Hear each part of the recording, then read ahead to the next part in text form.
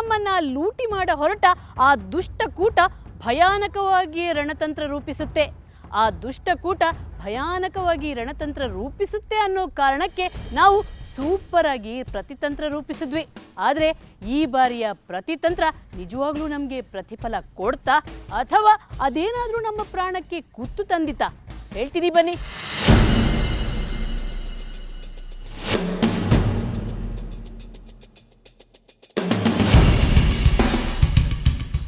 ಮುಂಜಾನೆ 7 ಗಂಟೆಗೆ ಚಿಕ್ಕಮಗಳೂರಿನ ಕಡೂರಿನಲ್ಲಿ ನಮ್ಮ ಆಪರೇಷನ್ ನಕಲಿ ಚಿನ್ನ ಸ್ಟಾರ್ಟ್ ಆಯಿತು. ಸುಮಾರು 7:15 ಹೊತ್ತಿಗೆ ನಮಗೆ ನಕಲಿ ಚಿನ್ನ ಮಾರೋ ರಾಜೇಶನ ಫೋನ್ ಬಂತು. ಶಿವಮೊಗ್ಗ ಬಂದು ಫೋನ್ ಮಾಡೋದಲ್ಲ, ಏನ್ ಗೊತ್ತಾ ನೀನು? ಸುಮ್ಮನೆ ಶಿವಮೊಗ್ಗ ಹೋದ್ರೆ ಅವ್ರು ಒಂದು 70 ಕಿಲೋಮೀಟರ್ ಜಾಸ್ತಿ ಆಗುತ್ತೆ. ನೀನು ಕಡೂರೇ ಫಿಕ್ಸ್ ಮಾಡ್ಬೇಕಾ? ನಾನು ಕಡೂರೇ ಸ್ಟಾಪ್ ಮಾಡ್ಕೊತೀನಿ ಅಂತ. ಇಲ್ಲ, ಅವರು ಶಿವಮೊಗ್ಗನೇ ಬರಕ್ಕೆ ಹೇಳಿದ್ರು ಅವರು ಅಜ್ಜಿ. ಶಿವಮೊಗ್ಗನೇ ಬರಕ್ಕೆ ಹೇಳಿದ್ರಾ? ಶಿವಮೊಗ್ಗಕ್ಕೆ ಬಂದ್ಬಿಡ್ರಿ. ಶಿವಮೊಗ್ಗದಲ್ಲಿ ಶಿವಮೊಗ್ಗದಲ್ಲಿ ಅಲ್ಲೇ ಎಲ್ಲರ ನೋಡಂತ ಹೋಗಿ ಹೇಳ್ತೀನಿ. ನಾನು ಇವತ್ತು ನೀವು ಶಿವಮೊಗ್ಗಕ್ಕೆ ಫೋನ್ ಮಾಡಿ ನಾನು ಹೇಳ್ತೀನಿ.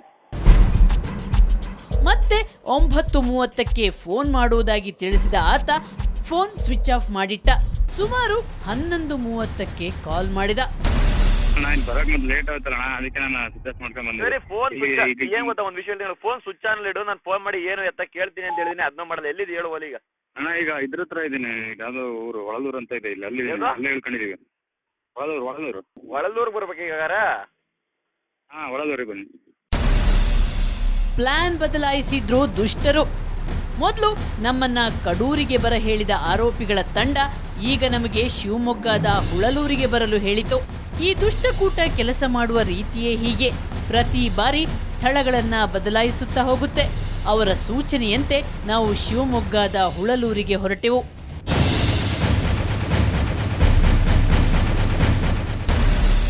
ಶಿವಮೊಗ್ಗ ಪೊಲೀಸರ ಸಾಥ್, ಶಿವಮೊಗ್ಗ ಗ್ರಾಮಾಂತರ ಪೊಲೀಸರ ಸಹಾಯ ಕೋರಿದೆವು. ನಮ್ಮ ಮನವಿಗೆ ತಕ್ಷಣ ಸ್ಪಂದಿಸಿದ ಅಲ್ಲಿನ ಪೊಲೀಸ್ ಅಧಿಕಾರಿಗಳು ನಮಗೆ ಸಹಾಯ ಹಸ್ತ ಚಾಚಿದ್ರು. ಪೊಲೀಸರ ಸಹಾಯದ ಭರವಸೆ ಪಡೆದು ನಾವು 2 ತಂಡವಾಗಿ ಹುಳಲೂರು ಕಡೆ ಹೊರಟೆವು. ಒಂದು ತಂಡ ಕೆಂಪು ಬಸ್ ಹತ್ತಿತು, ಇನ್ನೊಂದು ಆ ಬಸ್ ಅನ್ನ ಫಾಲೋ ಮಾಡುತ್ತಾ ತೆರಳಿತು. ಬೇಟೆಗಾಗಿ ಸಜ್ಜಾಯಿತು ತಂಡ. ಕಳೆದ ಬಾರಿ ನಮ್ಮ ಕೈಯಿಂದ ಬೇಟೆ ತಪ್ಪಿ ಹೋಗಿತ್ತು. ಹಾಗಾಗಿ ಈ ಬಾರಿ ತುಂಬಾನೇ ಎಚ್ಚರಿಕೆಯಿಂದ ಕಾರ್ಯಾಚರಣೆ ಪ್ರಾರಂಭಿಸಿದ್ವಿ. ನಮ್ಮ ತಂಡದ ಸದಸ್ಯರೊಬ್ಬರು ಹಣದ ಬ್ಯಾಗ್ ಹಿಡ್ಕೊಂಡು ಬಸ್ ಸ್ಟ್ಯಾಂಡ್ ಬಳಿ ಕಾಯಲಾರಂಭಿಸಿದ್ರು. ನಾವೆಲ್ಲ ಅಲ್ಲಲ್ಲಿ ಅಡಗಿ ಕೂತು ಬೇಟೆಗಾಗಿ ಕಣ್ಣಲ್ಲಿ ಕಣ್ಣಿಟ್ಟು ಕಾಯಲಾರಂಭಿಸಿದ್ವಿ. ಅಣ್ಣ ಇಲ್ಲೇ ಬಸ್ ಸ್ಟ್ಯಾಂಡ್ ಹಿಡಿದ್ವಲ್ಲಪ್ಪ. ಕಪ್ ಕಲರ್ ಶರ್ಟ್ ಹಾಕಿದ್ದೀನಿ, ಕಪ್ ಕಲರ್ ಪ್ಯಾಂಟ್ ಹಾಕಿದ್ದೀನಿ, ಹಿಂದೆ ಒಂದು ರೆಡ್ ಬ್ಯಾಗ್ ನ ನೋಡಪ್ಪ. ರೋಡಲ್ಲೇ ಇದ್ದೀನಿ. ಒಳ್ಳೂರಲ್ಲಿ ಇದೆಯಾ? ಹ್ಞೂ ಕಣಪ್ಪ, ಒಳದೂರು ಬಸ್ ಸ್ಟ್ಯಾಂಡ್ ಅಲ್ಲಿ ಇದ್ದೀನಲ್ಲ. ಸರಿ ಆಯ್ತು, ಅಲ್ಲೇ ಅಣ್ಣ. ಬಂದೇ ಬಿಡ್ತು ಮಿಕ. ನಾವು ದೂರವಾಣಿ ಸಂಪರ್ಕದಲ್ಲಿ ಇರುತ್ತಿದ್ದ ಹಾಗೆ ಖತರ್ನಾಕ್ ಗ್ಯಾಂಗ್ನ ಸದಸ್ಯ ರಾಜೇಶ್ ಮತ್ತೆ ಆತನ ಸ್ನೇಹಿತ ಅಪಾಚಿ ಬೈಕಲ್ಲಿ ಬಸ್ ಸ್ಟ್ಯಾಂಡ್ ಬಳಿ ಬಂದೇ ಬಿಟ್ಟ. ಸುತ್ತಮುತ್ತ ನೋಡಲಾರಂಭಿಸಿದ.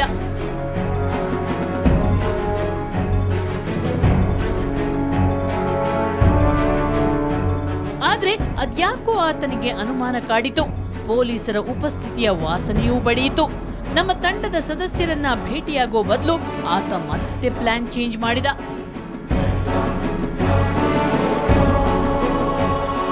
ಆತ ಕರೆ ಮಾಡಿ ಕೊನೆಯದಾಗಿ ನಮಗೊಂದು ಮಾತು ಹೇಳಿ ಫೋನ್ ಸ್ವಿಚ್ ಆಫ್ ಮಾಡಿದ.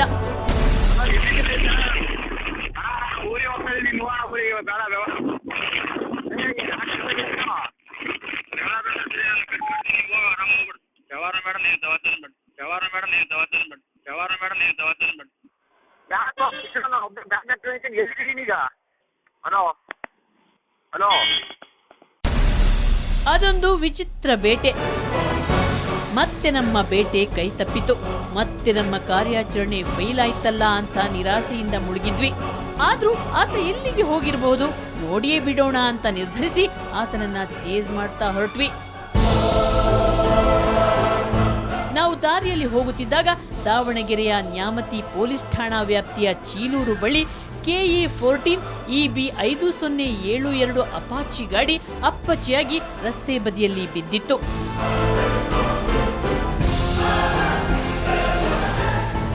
ಹೌದು, ಇದು ಅದೇ ಆರೋಪಿ ರಾಜೇಶನ ಬೈಕ್ ಆಕ್ಸಿಡೆಂಟ್ ಆಗಿ ಬಿದ್ದಿತ್ತು. ಆದರೆ ಆರೋಪಿಗಳ ಪತ್ತೆ ಇರಲಿಲ್ಲ. ಅಲ್ಲಿ ನೆರೆದಿದ್ದವರ ಹತ್ರ ವಿಚಾರಿಸಿದಾಗ ಅಪಘಾತದ ವಿವರ ಸಿಕ್ತು. ಹಾಡೋನಹಳ್ಳಿಯ ಇಬ್ಬರು ಯುವಕರು ಅತಿ ವೇಗದಲ್ಲಿ ಹುಳಲೂರಿನಿಂದ ಬರುತ್ತಿದ್ದಾಗ ಜೀಪ್ ಒಂದಕ್ಕೆ ಗುದ್ದಿ ತೀವ್ರತರವಾಗಿ ಗಾಯಗೊಂಡಿದ್ದಾರೆ. ಅವರನ್ನ ಶಿವಮೊಗ್ಗ ಆಸ್ಪತ್ರೆಗೆ ಸಾಗಿಸಲಾಗಿದೆ. ಅಪಘಾತಕ್ಕೀಡಾದವರ ಹೆಸರು ಪರಶುರಾಮ ಅಲಿಯಾಸ್ ಪಾಪಣ್ಣ ಮತ್ತು ರಮೇಶ್ ಅನ್ನೋ ಮಾಹಿತಿ ಸಿಕ್ತು. ಈ ಪರಶುರಾಮನೇ ನಮಗೆ ಮೋಸ ಮಾಡಲು ಬಂದ ರಾಜೇಶ.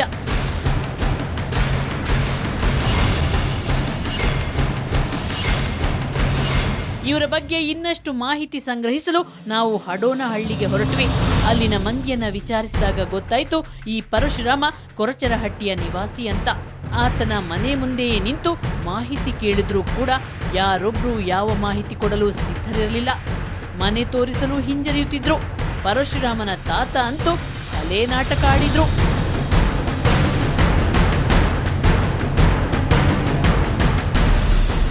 ದೇವರೇ ಕೊಟ್ಟ ಶಿಕ್ಷೆ. ಈ ಆರೋಪಿಗಳು ಶಿವಮೊಗ್ಗದ ಮೆಗಾನ್ ಆಸ್ಪತ್ರೆಯಲ್ಲಿ ಚಿಕಿತ್ಸೆ ಪಡೆಯುತ್ತಿದ್ದಾರೆ ಅನ್ನೋ ಮಾಹಿತಿ ಗೊತ್ತಾಗಿ ಅಲ್ಲಿಗೆ ತೆರಳಿದ್ವಿ. ಅಲ್ಲಿ ಪರಶುರಾಮ ಅಲಿಯಾಸ್ ರಾಜೇಶ ಕಾಲು ಮುರ್ಕೊಂಡು ಒದ್ದಾಡುತ್ತಿದ್ದ. ಇನ್ನು ರಮೇಶನ ಕೈ ಸೊಂಟ ಫ್ರಾಕ್ಚರ್ ಆಗಿತ್ತು. ಅಮಾಯಕರನ್ನ ಲೂಟಿ ಹೊಡೆಯೋ ಈ ಆರೋಪಿಗಳಿಗೆ ಯಾರೂ ಶಿಕ್ಷೆ ಕೊಡಲು ಸಾಧ್ಯವಾಗುತ್ತಿರಲಿಲ್ಲ. ಆದರೆ ಅವರು ಮಾಡಿದ ಪಾಪ ಕರ್ಮವೇ ಅವರಿಗೆ ಶಿಕ್ಷೆ ನೀಡಿತು ನೋಡಿ.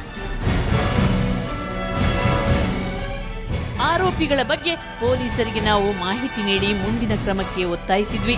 ಈಗ ಚೆಂಡು ಪೊಲೀಸರ ಅಂಗಣದಲ್ಲಿದೆ.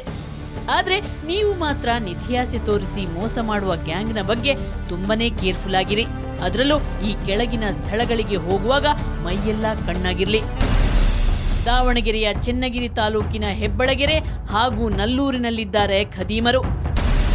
ಸಂತೆಬೆನ್ನೂರಿನ ಪೊಲೀಸ್ ಠಾಣೆಯ ಗೆದ್ದಲಹಟ್ಟಿ ಮತ್ತು ಚಿಕ್ಕಬೆನ್ನೂರಿನಲ್ಲಿದೆ ಗ್ಯಾಂಗ್. ಇನ್ನು ಬಸವಪಟ್ಟಣದ ಚಿಕ್ಕಕುರುಬರಹಳ್ಳಿ, ಅದೇ ರೀತಿ ಹೊನ್ನಾಳಿಯ ನ್ಯಾಮತಿ, ದಾನೆಹಳ್ಳಿ, ಮಾದಾಪುರದಲ್ಲಿದ್ದಾರೆ ದುರುಳರು. ಅದೇ ರೀತಿ ಇವರು ಹರಪನಹಳ್ಳಿಯ ಪಾವನಾಪುರ, ಮೋಚಹಳ್ಳಿ, ಕೊರಚರಹಟ್ಟಿ, ಯಲ್ಲಾಪುರ, ಕೊರಚರಹಟ್ಟಿಯಲ್ಲಿದ್ದಾರೆ. ಶಿವಮೊಗ್ಗ ಜಿಲ್ಲೆಯ ಹಡೋನಹಳ್ಳಿ, ಚಿಕ್ಕಮರಡಿ, ಆನೆವೇರಿಯಲ್ಲಿ ಈ ತಂಡ ಸಕ್ರಿಯವಾಗಿದೆ. ಅದೇ ರೀತಿ ಚಿತ್ರದುರ್ಗದಲ್ಲೂ ಇದ್ದಾರೆ ಈ ದುರುಳರು. ನಿಧಿ ಕೊಡ್ತೀವಿ, ಈ ಊರುಗಳಿಗೆ ಬನ್ನಿ ಅಂತ ಯಾರಾದ್ರೂ ಕರೆದ್ರೆ ಖಂಡಿತ ಹೋಗ್ಬೇಡಿ. ಹೋದ್ರೆ ಅಪಾಯ ಕಟ್ಟಿಟ್ಟ ಬುತ್ತಿ. ನೋಡಿದ್ರ ಸ್ನೇಹಿತರೆ, ಈ ಬಾರಿ ವಿಧಿಯೇ ಆ ದುರುಳರಿಗೆ ಶಿಕ್ಷೆ ಕೊಡ್ತು. ಆದ್ರೆ ಶಿಕ್ಷೆ ಅನುಭವಿಸಬೇಕಾದ ನೂರಾರು ಮಂದಿ ಆ ಗ್ಯಾಂಗ್ನಲ್ಲಿ ಇನ್ನೂ ಇದ್ದಾರೆ. ಅವರು ಪ್ರತಿದಿನ ನೂರಾರು ಅಮಾಯಕರಿಗೆ ಪಂಗನಾಮ ಹಾಕ್ತಾನೆ ಇದ್ದಾರೆ. ಇವರ ಬಗ್ಗೆ ಗೃಹ ಇಲಾಖೆ ತಕ್ಷಣ ಎಚ್ಚೆತ್ತುಕೊಳ್ಬೇಕು. ಅವರ ವಿರುದ್ಧ ಕಠಿಣಾತಿ ಕ್ರಮ ಕೈಗೊಳ್ಳಬೇಕು. ಇಲ್ಲದಿದ್ರೆ ಇವರನ್ನ ಮಟ್ಟ ಹಾಕೋದೇ ಕಷ್ಟ ಆದೀತು. ಇದು ಇವತ್ತಿನ ಕವರ್ ಸ್ಟೋರಿ. ಮುಂದೊಂದು ಸ್ಫೋಟಕ ಸುದ್ದಿಯೊಂದಿಗೆ ಮತ್ತೆ ಶುಕ್ರವಾರ ಬರ್ತೀನಿ. ಅಲ್ಲಿವರೆಗೆ ನಿಮ್ಗೇನಾದ್ರೂ ಸಮಸ್ಯೆ ಸಂಕಷ್ಟ ಇದ್ರೆ ನಮ್ಮ ಈ ವಿಳಾಸಕ್ಕೆ ಬರೀರಿ.